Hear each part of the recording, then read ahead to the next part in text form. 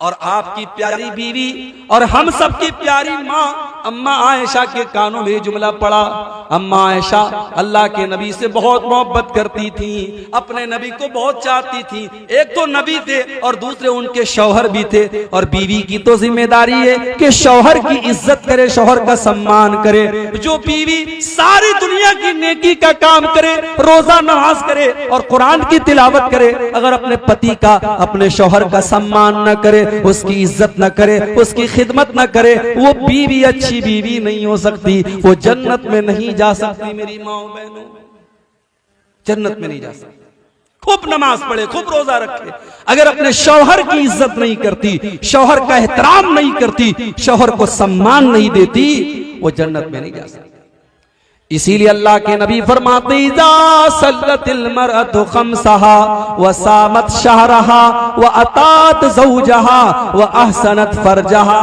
जो औरत 4 काम कर ले, 5 टाइम की नमाज पाबंदी से पढ़े, रमजान का रोजा रखे, अपने शौहर की इताअत करे और अपनी इज्जत आबरू की हिफाजत करे, जो औरत ये 4 काम कर लेगी, अल्लाह के नबी फरमाते हैं दखलत मिन अब्वाबिल जन्नति शात, वो जन्नत के जिस दरवाजे से चाहे वो जन्नत में चली जाएगी, उसको जन्नत में जाने से कोई नहीं रोक सकता। मेरी प्यारी माँ बहनों, अपने शौहरों की इज्जत किया करो, कभी अपने शौहर की बुराई न किया करो, कभी अपने शौहरों को जलील न किया करो। अम्मा आयशा के कानों में जुमले पड़ गए, मेरे नबी को, मेरे शौहर को, मेरे सरताज को इन्होंने बद्दुआ दी है, इन यहूदियों ने गाली दी है। अम्मा आयशा फौरन जोश में आती हैं, बड़े गुस्से में आती हैं और कहती हैं वालेकुमुस्सलाम वल्लानतु, ए यहूदियों, अल्लाह की लानत हो तुम्हारे ऊपर, तुम मर जाओ, तुम खत्म हो जाओ, तुम नष्ट हो जाओ, तुम मेरे नबी के लिए बद्दुआ कर रहे हो। ए यहूदियों, तुम बर्बाद हो जाओ, तुम खत्म हो जाओ। अल्लाह के प्यारे नबी अपनी प्यारी बीवी को इतने गुस्से में देखते हैं, आप कहते हैं महलन या आयशा, ऐ आयशा इतने गुस्से में ना आओ, ऐ आयशा नरमी से काम लो। इन्नल्लाह युहिब्बुर रिफ्का फिल अम्रि कुल्लिही, ऐ आयशा अल्लाह ताला नरमी को पसंद करता है, हर चीज में नरमी पसंद करता है। ऐ आयशा तुम इतने गुस्से में ना आया करो। अम्मा आयशा ने कहा अल्लाह के नबी, क्या आपने नहीं देखा उन्होंने कितना बुरा भला आपको कहा? उन्होंने अस्सलामु अलैकुम नहीं कहा, बल्कि अस्सलामु अलैकुम कहा। आपने फरमाया ऐ आयशा, मैंने सुना था, मुझे पता था उन्होंने सलाम नहीं किया है, उन्होंने बद्दुआ की है, लेकिन ऐ आयशा मैं जाहिल का जवाब जाहिल की भाषा में नहीं देता, मैं जाहिल का जवाब जाहिल की लैंग्वेज में नहीं देता। ऐ आयशा जब उन्होंने कहा अस्सलामु अलैकुम, तो मैंने जवाब में कह दिया वा अलैकुम, तुम पर भी हो, जो तुम मेरे लिए कह रहे हो वो तुम पर भी लौट जाए, वो तुम पर भी हो जाए। मैंने वो बुरा लफ्ज भी नहीं निकाला, मैंने जवाब दे दिया। तो जाहिल का जवाब ऐसे दिया जाता है, जाहिल के मुंह नहीं लगते हैं। अल्लाह के खास बंदों की दूसरी पहचान क्या है? व इज़ा खातबहुमुल जाहिलून क़ालू सलामा, जब जाहिलों से उनका पाला पड़ता है अस्सलामु अलैकुम कह करके आगे बढ़ जाते हैं, जाहिलों से बहस नहीं करते। चाहे है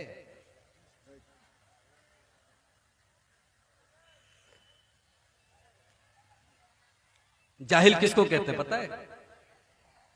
जरूरी नहीं है कि जाहिल वही आदमी जो पढ़ा लिखा ना, पढ़ा लिखा भी जाहिल होता है भाई। एक जाहिल हमारे पड़ोसी मुल्क में है, बड़ा बहुत ऊंची टोपी पहनता है, बहुत बड़ा अल्लामा उसको लोग कहते हैं वहां। अभी उसकी एक क्लिप मैंने सुनी इंटरनेट पर, उससे पूछा गया कि अल्लाह के नबी ने कब्र को पक्का करने से मना किया है, आप कब्र को पक्का करने से अल्लाह के नबी ने मना किया है, इस हदीस के बारे में आपका क्या कहना है? बिल्कुल क्लियर हदीस है अल्लाह के नबी की, नहा अन युजस्ससल कब्र, अल्लाह के नबी ने कब्र को पक्का करने से मना किया है। अब वो अल्लामा साहब क्या जवाब देते हैं? कहते देखो कब्र किसको बोलते हैं? कब्र तो उस गड्ढे को बोलते हैं जिसमें मुर्दे को दफनाया जाता है, और कब्र के ऊपर का जो हिस्सा होता है उसको कब्र नहीं बोलते, उसको तावीज बोलते हैं। कहा कि नीचे का हिस्सा कच्चा होना चाहिए, नीचे का हिस्सा मिट्टी का होना चाहिए, ऊपर पक्का कर दो, पत्थर लगा दो, मार्बल लगा दो, टाइल्स लगा दो, कोई हर्ज नहीं है, नीचे कच्चा होना चाहिए। और इस तरीके से उन्होंने अपनी पब्लिक को बेवकूफ बना दिया और पब्लिक ने नारा लगा दिया। मेरे भाइयों, ये पढ़े लिखे जाहिल हैं, जब ऐसे जाहिलों से आपका पाला पड़े तो आप सलाम कह करके आगे बढ़े। तो ये दो चीजें होंगी। पहली चीज, अल्लाह के खास बंदे जमीन पर नर्म चाल चलते हैं, और दूसरी चीज क्या है, जब जाहिलों से उनका पाला पड़ता है तो सलाम कह करके आगे बढ़ जाते। बुझते पारे, समझ में आ रही ना बात मेरी? चलिए आगे बढ़ते। तीसरी चीज, वल्लज़ीना यबीतूना लिरब्बिहिम सुज्जदन व क़ियामा। और अल्लाह के खास बंदों की तीसरी पहचान ये है, जब वो रात होती है, जब दुनिया अपने बिस्तर पर आराम करती रहती है, वो अल्लाह के बंदे अपने आराम को छोड़ करके, अपने बिस्तर को छोड़ करके अल्लाह की बारगाह में तहज्जुद की नमाज पढ़ते हैं, वो क़ियामुल लैल करते हैं, वो रात रात भर सजदा करते हैं, वो रात रात भर क़ियाम करते हैं। कहां गए वो नौजवान? वो नौजवान कहां गए जिनके बारे में कुरान कहता है, ततजाफा जुनूबुहुम अनिल मज़ाजि'i यदऊना रब्बहुम खौफन व तमा। उनके पहलू, उनकी पीठ उनके बिस्तर से अलग होती है। वो रात में उठ करके अल्लाह को याद किया करते हैं, वो तहज्जुद पढ़ा करते हैं। आज का नौजवान तो रात को 2-2 बजे तक अपनी गर्लफ्रेंड से बातें करता है, रात को 3-3 बजे तक मोबाइल पर गंदे वीडियोस देखता है, और अपना पाकी के आलम में बिस्तर पे रात में सोता है। वो तो फजर भी नहीं पढ़ता है, वो तो 5 टाइम की नमाज भी नहीं पढ़ता है, वो तहज्जुद कहां से पढ़ेगा? मेरे भाई, आज इस कौम को क्या हो गया, इस कौम के नौजवानों को क्या हो गया? इस कौम का नौजवान आज रात रात भर अय्याशी कर रहा है, रात रात भर गलत बातें कर रहा है, रात रात भर नजरों का ज़िना कर रहा है। मेरे प्यारे साथियों, अल्लाह के खास बंदे वो हैं जो रात रात भर सजदा करते हैं, क़ियाम करते हैं, जो रात रात भर तहज्जुद की नमाज पढ़ते हैं। और जानते हो, जब नमाज की बात आती है, जब इबादत की बात आती है, तो हमारे नौजवान का जवाब क्या होता है? अरे शेख, अभी तो जवान है, अभी तो मौज मस्ती करने के दिन है। जाओ जरा कब्रिस्तान में जो जनाजे उठते हैं, जा करके देखो, क्या सारे जनाजे 60-70 साल वालों के? नहीं, 20 साल वालों का जनाजा भी आपको मिलेगा, 15 साल के बच्चों का जनाजा भी आपको मिलेगा, 2-2 साल के बच्चों का जनाजा भी आपको मिलेगा। मेरे भाइयों, मौत का फरिश्ता आपसे अपॉइंटमेंट लेकर के तो आपके पास नहीं आएगा, आपसे पूछ करके तो आपके पास नहीं आएगा। न जाने कब कौन सी बीमारी आएगी और आपको कब्र तक लेकर के चली जाएगी। इसलिए मेरे नौजवान साथियों, अपनी जवानी का मिसयूज न करना, अपनी जवानी का गलत इस्तेमाल न करना। कयामत के दिन अल्लाह ताला उस बंदे को अपने अर्श का साया देगा, वशाबुन नशा फी इबादतिल्लाह। वो नौजवान जिसकी जवानी अल्लाह की इबादत में गुजरी हो, जिसने रातों में तहज्जुद पढ़ी हो, जिसने रातों में क़ियामुल लैल किया हो, जब दुनिया बिस्तरों पर सो रही हो, वो रातों में उठ करके तहज्जुद पढ़ता हो, उस अल्लाह के नेक बंदे को कयामत के दिन कोई गर्मी नहीं लगेगी। आज हमारे पास पैसा होता है, हम सबसे पहले अपने घर में एसी लगवाते हैं, कूलर लगवाते हैं, पंखा लगवाते हैं। मेरे भाई, उस कब्र के अंदर हमें कौन एसी ला करके देगा, जिस कब्र में हमारे माँ बाप, हमारे बीवी बच्चे सब छोड़ करके हमको चले जाएंगे। कयामत के दिन जब सूरज 1 मील की यानी 1.5 किलोमीटर की दूरी पर होगा, कयामत के दिन कौन सी एसी हमको मिलेगी, कौन सा कूलर मिलेगा? मेरे भाइयों, हमने जवानी में जो अल्लाह की इबादत की होगी, वही इबादत हमें एसी का काम करेगी। वशाबुन नशा फी इबादतिल्लाह। वो नौजवान जिसकी जवानी अल्लाह की इबादत में गुजरी हो, वही नौजवान कयामत के दिन अल्लाह के अर्श का साया पाएगा। उसको गर्मी नहीं लगेगी, उसको लू नहीं लगेगी, उसको पसीना नहीं लगेगा। अल्लाह के नबी के एक सहाबी थे, अब्दुल्ला बिन उमर।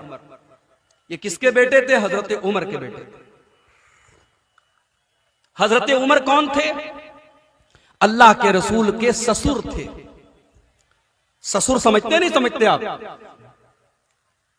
ससुर जरूर समझते होंगे। सारी खुदाई एक तरफ, जोरू का भाई एक तरफ, बोलते ना। ससुर और साले को कौन नहीं समझेगा? तो हजरत उमर ससुर थे। उनकी बेटी हजरत हफ्सा अल्लाह के प्यारे नबी की बीवी थी, तो बीवी के बाप को ससुर बोलते हैं। उनके बेटे हैं अब्दुल्ला बिन उमर। तो गोया अब्दुल्ला बिन उमर अल्लाह के प्यारे नबी के साले थे। अच्छा, साले को बंगला में क्या बोलते भाई? साला ही बोलते हैं। अच्छा, साले को साला ही बोलते हैं। छोड़ो, हाँ साला साला करेंगे तो ऐसा लगेगा गाली दे रहे मौलवी साहब। अच्छा, साले को उर्दू में क्या बोलते हैं पता है आपको? चलो बता देता हूं, आपकी नॉलेज में इजाफा कर देता हूं। साले को बड़ा बेहतरीन लफ्ज है उर्दू में, इसको कहीं याद कर लो और आप अपने साले को यही कह के बुलाया करो, बिरादरे निस्बती। क्या बोलते हैं? बिरादरे निस्बती। अपने साले को अब साले साहब मत बोलना, आप कहना बिरादरे निस्बती साहब कैसे हैं आप, तो खुश हो जाएगा, मेरा मकाम बहुत ऊंचा कर रहे हैं। तो अल्लाह के नबी के साले हैं अब्दुल्ला इब्न उमर रजी अल्लाह तआला। अब्दुल्ला बिन उमर ने एक मर्तबा ख्वाब देखा, सपना देखा। सपने में देखा कि दो लोग मेरे पास आए और मुझको लेकर के कुएं के पास गए, और जब कुएं में मैंने झांक के देखा तो कुएं के अंदर आग जल रही थी। मैं देख करके डर गया। उन्होंने कहा तुम इसके अंदर नहीं जाओगे, और इतना कह करके मुझे वापस लेके आए, और फिर मेरी नींद खुल गई। मेरे पूरे चेहरे पर पसीना आ गया। मैं डर गया, कहीं ऐसा तो नहीं कि मैं जहन्नम में जाने वाला हूं, कहीं ऐसा तो नहीं मेरे साथ कुछ बुरा होने वाला है। लेकिन उनकी हिम्मत नहीं पड़ रही थी कि अपने इस सपने के बारे में वो अल्लाह के नबी को कैसे बताएं। तो कभी कभी ऐसा होता है, जब आदमी कोई बात किसी को नहीं बता पाता है तो अपनी बहन को बताता है, अपनी बड़ी बहन को बताता है, अपनी दीदी को बताता है। हजरत अब्दुल्ला बिन उमर ने अपनी बहन हजरत हफ्सा से कहा कि मैंने ऐसा ऐसा ख्वाब देखा है, तुम एक काम करो, इस ख्वाब का मतलब अल्लाह के नबी से पूछ करके मुझको बता दो। भाई बहन का रिश्ता भी बड़ा प्यारा रिश्ता होता है। जिनकी बहनें जिंदा हैं, अल्लाह सलामत रखे, अपनी बहनों की कदर करो और बहनें भाइयों की कदर करें। जिनके घरों में सिर्फ बहनें हैं और भाई नहीं हैं, उनसे पूछो भाई क्या चीज होती है, और जिन भाइयों को बहन नसीब नहीं होती उससे पूछो बहन क्या चीज होती है। हजरत हफ्सा रजी अल्लाह तआला अन्हा ने अल्लाह के नबी के पास आकर के कहा, अरे अल्लाह के नबी, मेरे भाई ने ऐसा ऐसा ख्वाब देखा है, ऐसा ऐसा सपना देखा है, इसका क्या मतलब हो सकता है? बुखारी के अल्फाज हैं, अल्लाह के नबी ने फरमाया कि ऐ हफ्सा, नेमर रजुल अब्दुल्ला, ऐ हफ्सा तुम्हारा भाई अब्दुल्ला बहुत अच्छा इंसान है। इस सपने का कोई बुरा मतलब नहीं है, कोई खराब मतलब नहीं है। ऐ हफ्सा तुम्हारा भाई बहुत अच्छा इंसान है, बस एक बात की कमी है, लौ कान युसल्ली मिनल लैल। ऐ हफ्सा अपने भाई से कहो वो रात में जब इशा की नमाज पढ़ के घर जाता है तो सो जाता है। तुम्हारा भाई रात में सोता है और सीधे फजर की नमाज में उठता है। अपने भाई से कहो कि रात में उठ करके तहज्जुद पढ़ा करे, क़ियामुल लैल किया करे, रात को उठ करके अल्लाह की इबादत किया करे।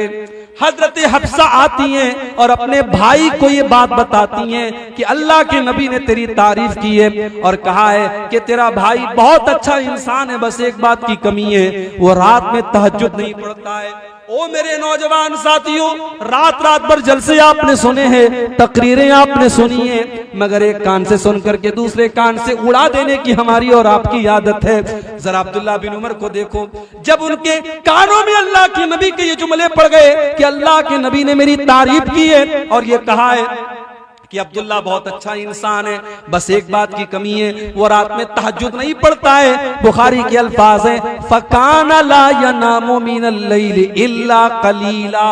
उस दिन के बाद से अब्दुल्ला बिन उमर रात में तहज्जुद पढ़े बगैर नहीं सोते थे और बहुत कम सोते थे, और रात का ज्यादातर हिस्सा वो तहज्जुद पढ़ करके और क़ियामुल लैल पढ़ करके गुजार दिया करते थे।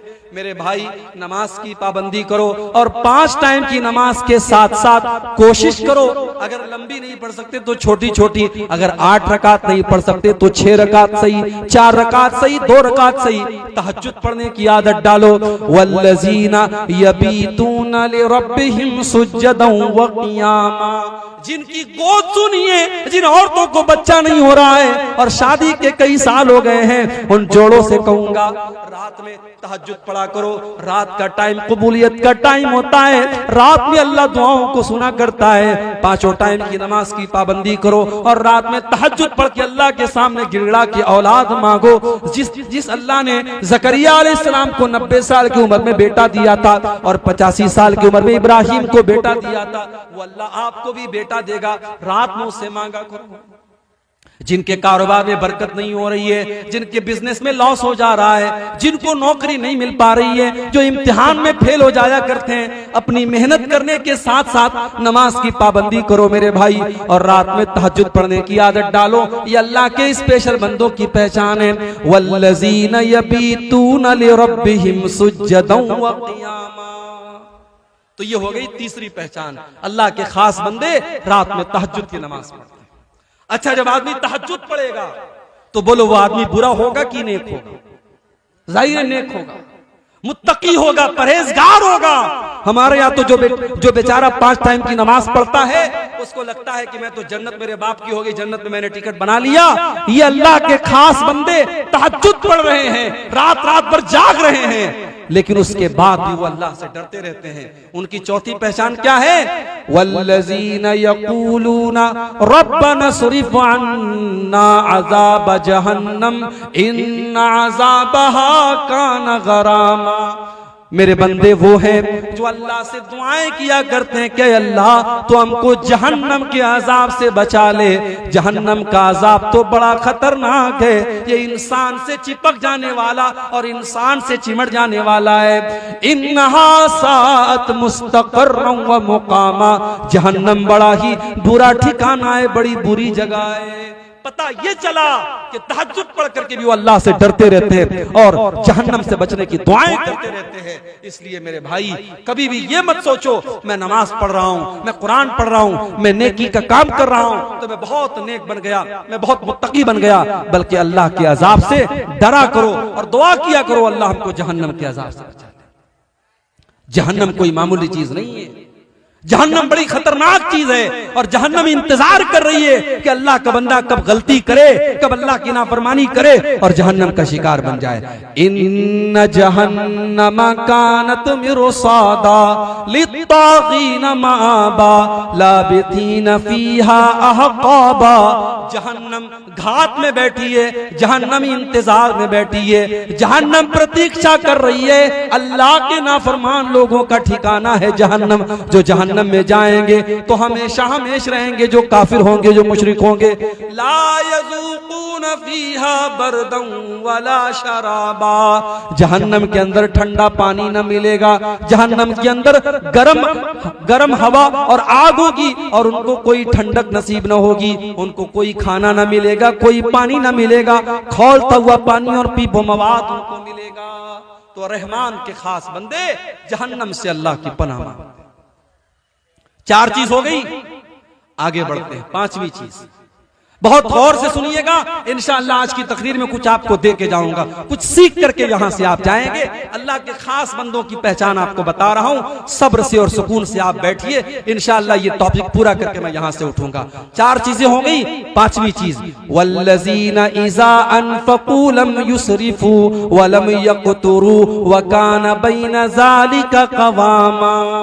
रहमान के खास बंदे, अल्लाह के खास बंदों की 5वीं पहचान ये है, जब वो पैसा खर्च करते हैं तो फजूल खर्ची नहीं करते और बखीली नहीं करते, बल्कि बीच का रास्ता अपनाते हैं। मेरे व्हाट्सएप पर किसी ने बड़ा अच्छा एक पोस्ट भेजा था, लिखा था मुसलमानों की अमीरी देखना हो, मुसलमानों की दौलत देखना हो, इनकी शादियां देख लो, इनकी पार्टीज देख लो, इनकी सगाई की पार्टी देख लो, इनकी मंगनी की पार्टी देख लो, और मुसलमानों की गरीबी देखना है, इनकी मस्जिद के इमाम की तनख्वाह देख लो, इनके मदरसे के टीचर की तनख्वाह देख लो, इनके मुअज्जिन की तनख्वाह देख लो। मुअज्जिन को तनख्वाह कितनी 2000, इमाम को तनख्वाह कितनी 4000, टीचर को तनख्वाह कितनी 5000। अरे 5000 का तो तू महीने में गुटखा खा जाता है, 5000 की तू पान खा जाता है, 5000 की तू बीड़ी और सिगरेट पी जाता है, और तू उस मौलवी को 5000 दे के कहता है कि तू अपने बाल बच्चों का पेट पाल ले। शर्म नहीं आती? शर्म करो। जो कौम अपने आलिमों की इज्जत नहीं करती वो कौम कभी कामयाब नहीं हो सकती। तो ये कौम गरीब नहीं है, ये कौम गरीब होती तो दौलत पर बेतहाशा पैसा न खर्च करते।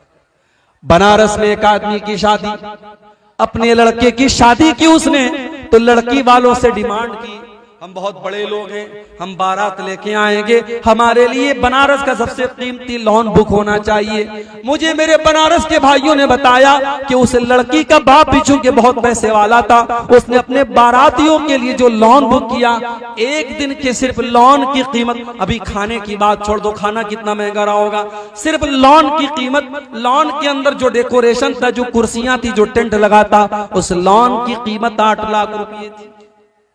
8 लाख रुपए का लॉन बुक करके मुसलमान शादी कर रहा है, और उसके बाद कहता है साहब हम बड़े गरीब लोग हैं, हम बड़े गरीब हैं। तेरी शादियों से तो नहीं लगता तू गरीब है, तेरी लड़कियों के ज़ेवरात से नहीं लगता तू गरीब है, तेरी फजूल खर्चियों से नहीं लगता तू गरीब है। हाँ, मस्जिद में देने की बात आएगी, मदरसे में देने की बात आएगी तो तेरे जेब से 10 का नोट निकलेगा, तेरे जेब से 20 का नोट निकलेगा। मेरे भाइयों, माल आपका नहीं है, माल आपका नहीं है, माल अल्लाह का है। आपको इस्तेमाल करने के लिए मिला है, आपको यूज करने के लिए मिला है, आपको हिसाब देना पड़ेगा। माल कहां से कमाया और कहां खर्च किया, दोनों का हिसाब देना पड़ेगा। अल्लाह के नबी सल्लल्लाहु अलैहि वसल्लम फरमाते हैं, ला तज़ूलु क़दमा इब्ने आदम मिन इंदि रब्बिही यौमल क़ियामा। इंसान क़यामत के दिन अपनी जगह से हिल नहीं पाएगा जब तक वो 4 सवालों का जवाब न दे दे। जब तक 4 सवालों का जवाब न दे दे, कोई हिल नहीं सकता क़यामत के दिन। पहला सवाल, अन उम्रिही फीमा अफ़ना, तूने अपनी जिंदगी को कहां गुजारा। दूसरा सवाल, व अन शबाबिही फीमा अबला, तूने अपनी जवानी को कहां गुजारा। और तीसरा सवाल, व अन मालिही मिन ऐन इक्तसबहु व फीमा अनफक़हु, तूने माल कहां से कमाया और कहां पे खर्च किया।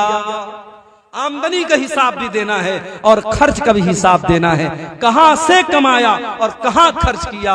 इसलिए फजूल खर्ची मत करो मेरे भाई, जितनी बड़ी चादर हो उतना पैर फैलाओ, फजूल खर्ची भी मत करो और कंजूसी भी मत करो। कुछ ऐसे लोगों को भी मैं जानता हूं, बहुत पैसा है मगर कपड़ा जब भी पहनेंगे बिल्कुल फटीचर वाला कपड़ा पहनेंगे, बिल्कुल खराब कपड़ा पहनेंगे।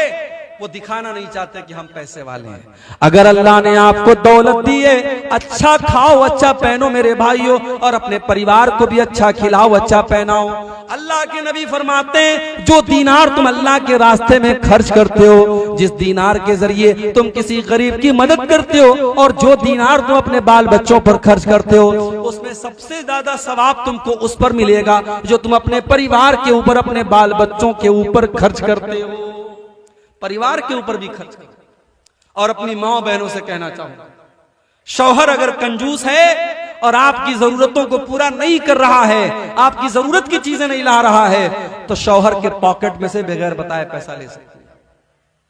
शौहर का पैसा आप ले सकती हैं उसको बगैर बताए, ये चोरी नहीं है। अगर शौहर कंजूस और बखील है तो बीवी उसकी इजाजत के बगैर उसका पैसा ले सकती है। तो रहमान के खास बंदों की ये 5वीं पहचान है, जब वो खर्च करते हैं तो फजूल खर्ची भी नहीं करते और बखीली भी नहीं करते, बीच का रास्ता अपनाते हैं। जब आप फजूल खर्ची करेंगे तो कुरान क्या कहता है, वला तुबज़िर तबज़ीरा इन्नल मुबज़्ज़िरीना कानू इख़वानश-शयातीन। फजूल खर्ची न करो, हराम जगह पर पैसा मत खर्च करो। ये पैसा अल्लाह की अमानत है, सही जगह पर, मस्जिदों में, मदरसों में, अपने बाल बच्चों के ऊपर, अपनी तालीम के ऊपर पैसा खर्च करो। हराम जगह पर पैसा खर्च करोगे तो शैतान के भाई बन जाओगे। 5 चीजें हो गई, अब आगे बढ़ते हैं। नंबर 6, नंबर 7, नंबर 8, 3 चीजें अल्लाह ताला ने एक आयत में जिक्र कर दी। रहमान के बंदों की 3 पहचान और बताई, वल्लज़ीना ला यदऊना मअल्लाहि इलाहन आखर वला यक़्तुलूना नफ्सल्लती हर्रमल्लाहु इल्ला बिलहक़्क़ि वला यज़नून। रहमान के बंदे अल्लाह के साथ किसी और को नहीं पुकारते। जब भी मुसीबत आती है एक अल्लाह को पुकारते हैं, उनका मुश्किल कुशा अल्लाह, उनका गरीब नवाज अल्लाह, उनका गौसे आजम अल्लाह, उनका दस्तगीर अल्लाह। वो जब भी माथा झुकाते हैं अल्लाह के आगे झुकाते हैं, वो जब भी हाथ फैलाते हैं अल्लाह के आगे फैलाते हैं। औलाद मांगना हो तो अल्लाह से मांगते हैं, बिगड़ी बनाने वाला अल्लाह को जानते हैं। वल्लज़ीना ला यदऊना मअल्लाहि इलाहन आखर, वो अल्लाह के साथ किसी को नहीं पुकारते। यही शिर्क है मेरे भाई। अगर अल्लाह के साथ किसी और को हमने पुकारा, यही शिर्क है। और शिर्क अल्लाह ताला के यहाँ माफ होने वाला गुनाह नहीं है। इन्न शिर्का लजुल्मुन अज़ीम, शिर्क दुनिया का सबसे बड़ा गुनाह है। और अल्लाह फरमाता है इन्नल्लाह ला यगफिरु मन युशरक बिही व यगफिरु मा दून ज़ालिका लिमन यशा। अल्लाह ताला शिर्क को माफ नहीं करेगा, उसके सिवा कोई और गुनाह करोगे अल्लाह माफ कर देगा। आज का मुसलमान कब्रों पे जाके सजदा कर रहा है, मजारों पे जाके सजदा कर रहा है, लाल काले पीले धागे बांध करके उसको मुश्किल कुशा समझ रहा है और गले में तावीज पहन रहा है और अपने बुजुर्गों और पीरों के सामने सजदा कर रहा है। मौलाना हाली ने 100, 125, 150 साल पहले कहा था, करे गैर गर्बुत की पूजा तो काफिर, कवाकिब में माने करिश्मा तो काफिर, झुके आग पर बहरे सजदा तो काफिर, जो ठहराए बेटा खुदा का तो काफिर, मगर मोमिनों पर कुशादा है राहें, परस्तिश करे शौक से जिसकी चाहे, नबी को जो चाहे खुदा कर दिखाएं, इमामों का रुतबा नबी से बढ़ाएं, मजारों पे जा जा के नजरें चढ़ाएं, शहीदों से जा जा के मांगे दुआएं, न तौहीद में कुछ फर्क इससे आवे, न इस्लाम बिगड़े न ईमान जावे। मेरे भाइयों, जो काम गैर मुस्लिम अपनी मूर्तियों के साथ कर रहा है, वही काम आप मजार और कब्र के साथ करेंगे, वो काफिर है, वो जहन्नमी है और आप पक्के मुसलमान हैं। ये नहीं हो सकता, ये डबल स्टैंडर्ड नहीं हो सकता, ये दोगलापन नहीं हो सकता, ये दोहरा मेयार नहीं हो सकता। जब आपने नमाज में कहा इय्याका नअबुदु व इय्याका नस्तईन, ऐ अल्लाह हम तेरी इबादत करते हैं और तुझी से मदद मांगते हैं, और मस्जिद के बाहर निकल के कहते हो या अली मुश्किल कुशा, या ख्वाजा गरीब नवाज, और दुकान का नाम रखते हो केजीएन और वाई केजीएन, ये नहीं चलेगा। शिर्क अल्लाह ताला क्या माफ नहीं होगा। रहमान के खास बंदे शिर्क नहीं करते। और अगली चीज क्या है, वला यक़्तुलून नफ्सल्लती हर्रमल्लाहु इल्ला बिलहक़्क़ि, और अल्लाह के बंदे किसी निर्दोष की हत्या नहीं करते, किसी बेकसूर को कत्ल नहीं करते। इस्लाम का मानने वाला आतंकवादी नहीं हो सकता।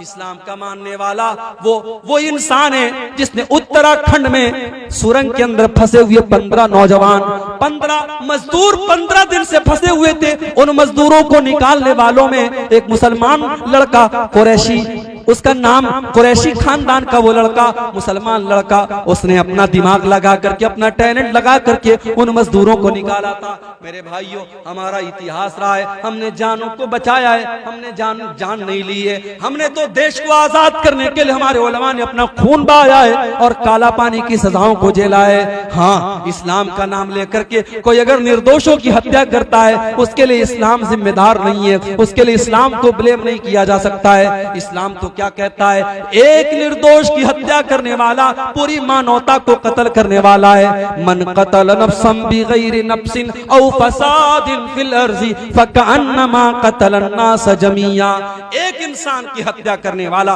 पूरी इंसानियत का हत्यारा है। वमन अहयाहा फकअन्नमा अहयन्नास जमीआ, और एक इंसान की जान बचाने वाला पूरी इंसानियत की जान बचा रहा है। मुसलमान जान बचाता है, मुसलमान जान लेता नहीं है। और ये उत्तराखंड के उस नौजवान ने पूरी दुनिया को यह मैसेज दिया है।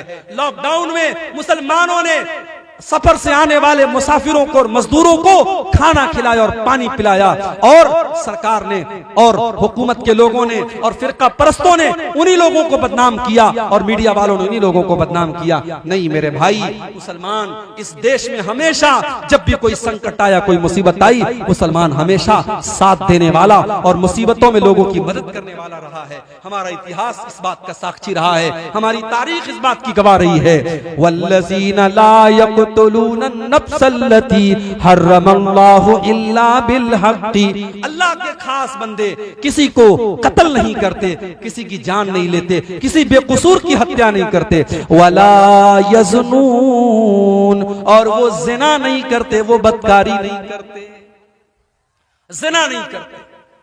ज़िना क्या है? मर्द और औरत का गैर शरई तरीके से, नाजायज तरीके से ताल्लुक कायम करना। इस्लाम ने लड़का लड़की जवान हो गए, शादी के काबिल हो गए, इस्लाम ने शादी का ऑप्शन दिया है। अपने लड़कों की शादी समय पर कराओ, अपनी लड़कियों की शादी समय पर कराओ, और शादी के रस्म रिवाज को तोड़ दो। ये दहेज का चक्कर छोड़ दो, ये बारात का चक्कर छोड़ दो। जब तक आप निकाह को आसान नहीं करेंगे, ज़िनाकारी को रोकना बहुत मुश्किल हो जाएगा। इसीलिए अल्लाह के नबी फरमाते हैं, इज़ा खतब इलैकुम मिम्मन तरज़ौना दीनहु व खुल्क़हु फज़व्विजूहु। जब तुम्हारी लड़कियों के लिए ऐसा रिश्ता आ जाए, लड़का दीनदार है, लड़का अच्छा अखलाक वाला है, लड़का अच्छे घर वाला है, अपनी लड़कियों की शादी उससे कर दो। इल्ला तफअलू, अगर तुम ऐसा नहीं करोगे, तकुन फितनतुन फिल अर्ज़ि, तो जमीन में बहुत सारा फितना फैल जाएगा, व फसादुन अरीज़, और बहुत सारा फसाद फैल जाएगा। आज निकाह मुश्किल हो गया और जिना आसान हो गया।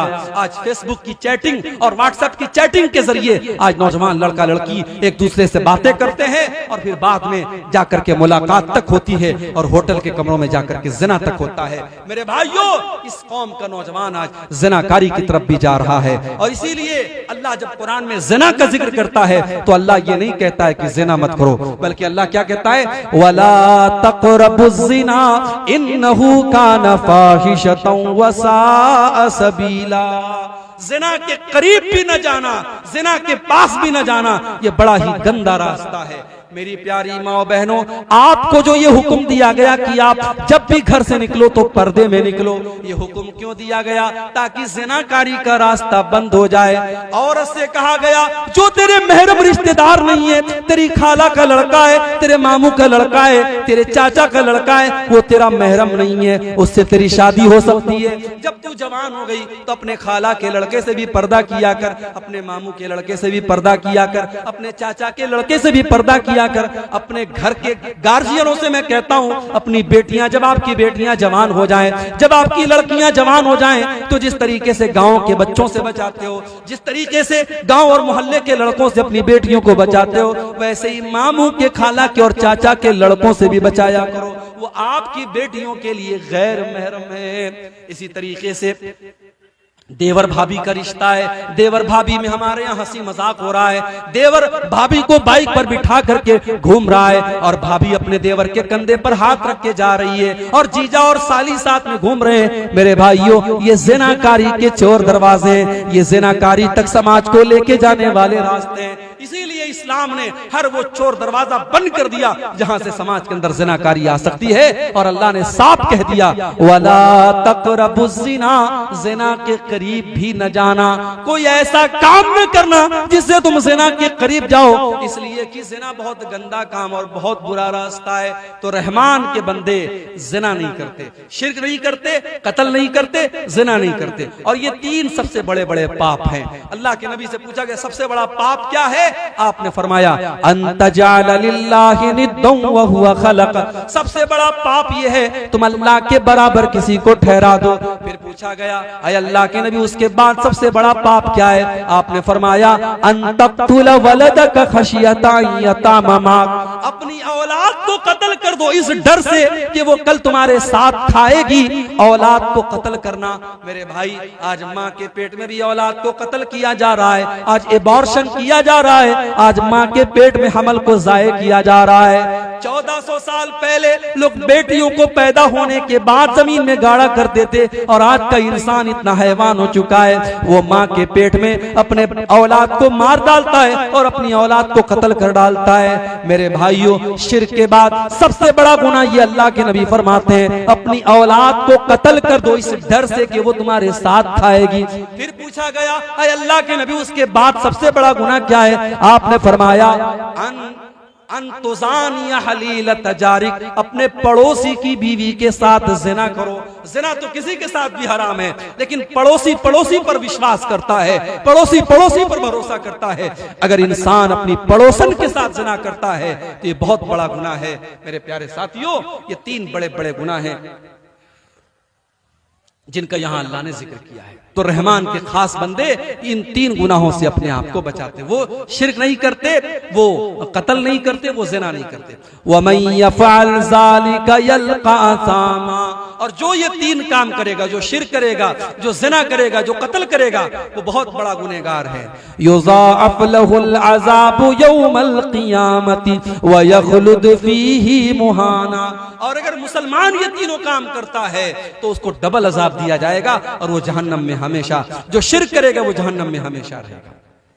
अब सवाल ये पैदा होता है, किसी ने शिर्क कर लिया, किसी ने ज़िना कर लिया, किसी ने कत्ल कर लिया, अब तौबा करना चाहता है, अब सुधरना चाहता है, तो सुधर सकता है कि नहीं? तौबा कर सकता है कि नहीं? उसकी वापसी का कोई रास्ता है कि नहीं? तो अल्लाह ने फरमाया इल्ला मन ताबा व आमन व अमिल अमलन सालिहा फउलाइका युबद्दिलुल्लाहु सय्यिआतिहिम हसनात। हाँ, जो तौबा कर ले, जो ईमान ले आए और जो नेक अमल करने लगे, पहले ज़िना करता था, पहले कत्ल करता था, पहले शिर्क करता था, अब ईमान ले आया, अब सुधर गया, अब अच्छा अमल कर रहा है, तो अल्लाह कह रहा है ऐसे लोगों के हम गुनाहों को नेकियों में बदल देंगे, उनके गलत कामों को हम नेकियों में बदल देंगे। वमन ताबा व अमिल सालिहन फइन्नहु यतूबु इलल्लाहि मताबा। और जो सच्ची तौबा करता है वो दर हकीकत भटके हुए रास्ते से आकर के अल्लाह के रास्ते पर लौट जाता है। तौबा का मतलब ही होता है लौटना। जब गलत काम कर रहा था, गलत रास्ते पे जा रहा था, अब तौबा कर लिया, अब सही रास्ते पर लौट गया। पहले